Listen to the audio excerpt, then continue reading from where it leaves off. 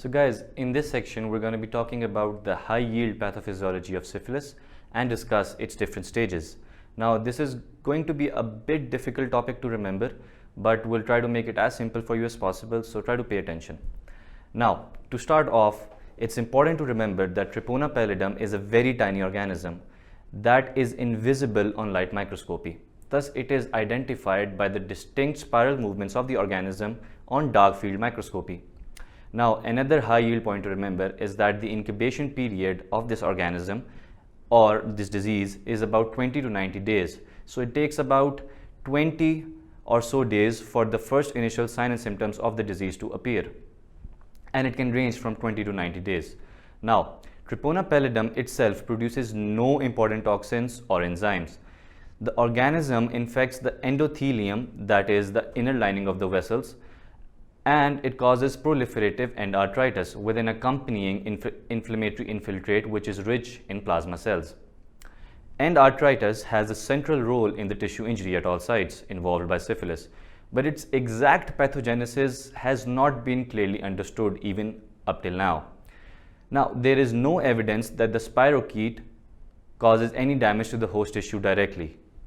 Instead, it is thought that the host immune response is responsible for the endothelial cell activation and proliferation that is the hallmark of endartritis, which eventually leads to perivascular fibrosis and luminal narrowing. Now, perivascular fibrosis is basically the deposition of connective tissue around the blood vessels. Now, an important point to remember is that spirochetes are readily demonstrable in histological sections of the early lesions with the use of standard silver stains. Now, moving on, the classic primary syphilis is a solitary, non-tender genital canker in response to the invasion by the Treponema Pallidum.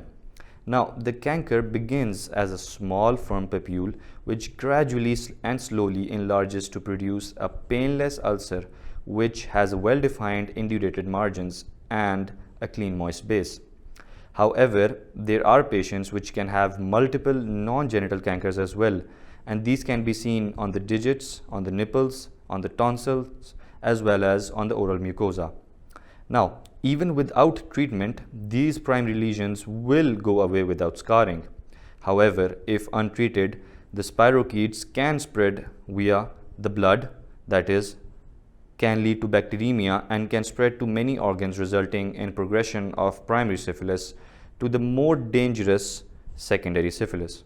Now, the clinical manifestations of secondary syphilis result from hematogenous dissemination of the infection. Histological examination of the mucocutaneous lesions during secondary syphilis reveal the characteristic proliferative endartritis accompanied by a lymphoplasmacytic inflammatory infiltrate. Now, lymphoplasmacytic inflammatory infiltrate basically means that the infiltrate is rich in lymphocytes and plasma cells. Spirochetes are also present in these lesions, hence they are contagious. Both primary as well as secondary lesions resolve without treatment, and the patient then enters either into an early or latent phase in which no clinical manifestations are present. The infection can only be detected at this stage with serological testing. Some patients in this stage will progress to the tertiary stage, which is characterized by cardiovascular syphilis, neurosyphilis, and gummatous syphilis. Large areas of parenchymal damage in tertiary syphilis leads to the formation of gummas, which is basically an irregular firm mass of necrotic tissue surrounded by the resilient connective tissue.